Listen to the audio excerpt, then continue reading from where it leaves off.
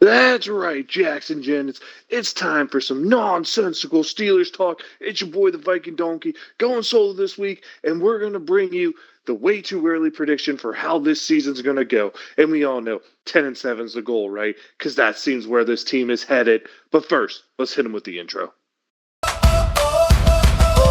Nonsensical Pittsburgh Steelers talk. Every single week we take that walk through the history, the present, and the future bright. Steel City story shining ever so light. Yeah, Viking, Donkey, Gingy, Lasker, a legendary crew. Talking Steelers football through and through. That's right, Donk Nation. It's that time. It's the time for way too early predictions.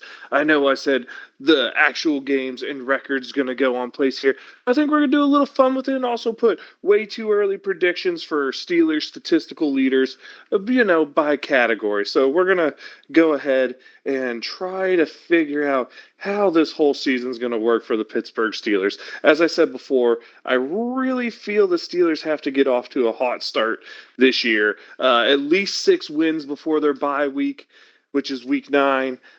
And probably 7. That's where I'm looking at. 7.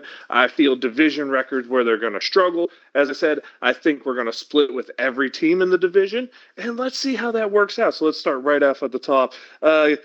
Atlanta coming to Pittsburgh to start the season. That's going to be a win for the Steelers. Going to New England, they pull off one of their early upsets here, get themselves another win. Cincinnati coming into Pittsburgh, win number 3. And then, you're going to see here kind of streaky this year for the Steelers. Then weird scheduling thing, Thursday night football. Always take the home team on Thursday night football if you feel the skill level similar.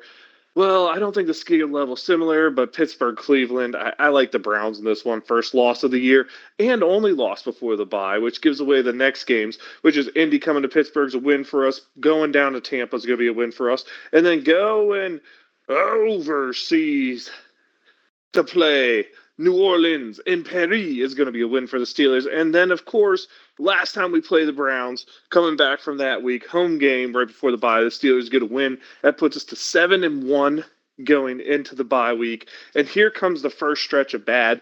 Normally the Steelers do okay out of byes, but this time you're going to see a stretch of L's that starts going to Cincy, going to Philly, back-to-back losses, hosting Denver, hosting Houston, 2 more losses, going to Jacksonville.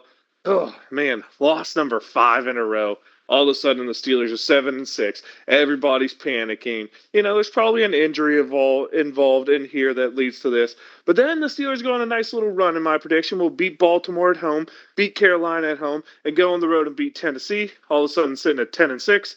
And then everything to play for the last week against Baltimore. I said I think they're the team that wins the division, and they do that by winning the final game of the year at Baltimore against the Steelers, and that puts our Steelers at 10-7.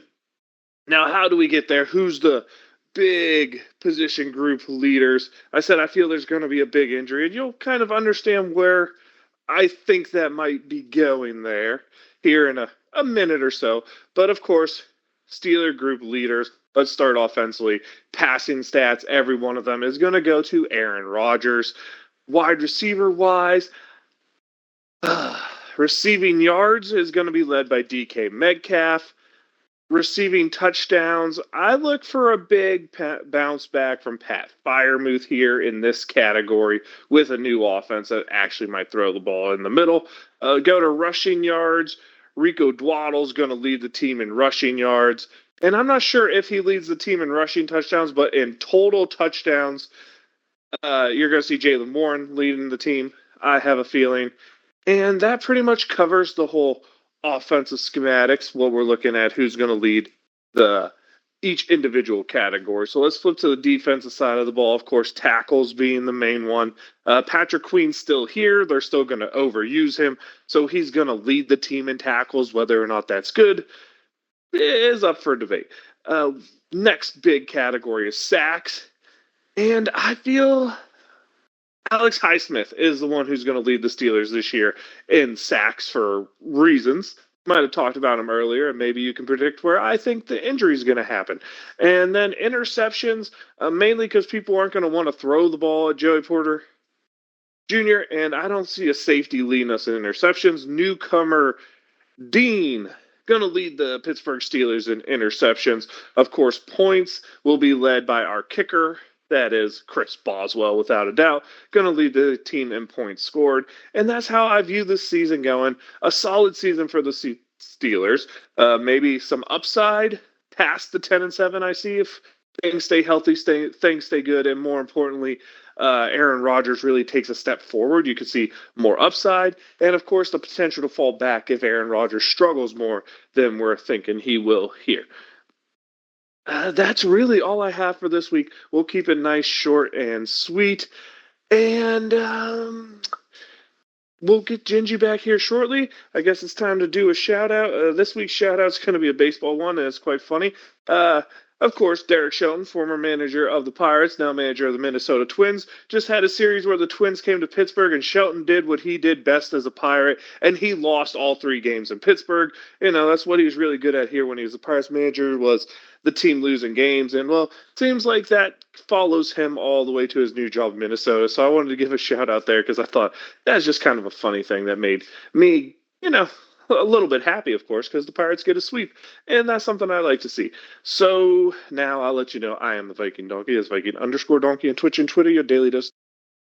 The awesome channel where you get all this content. Be sure to keep tuning in, as we should have Gingy back for some more awesome off-season content, and we'll always keep you up to date with news that's going on in Steelerland.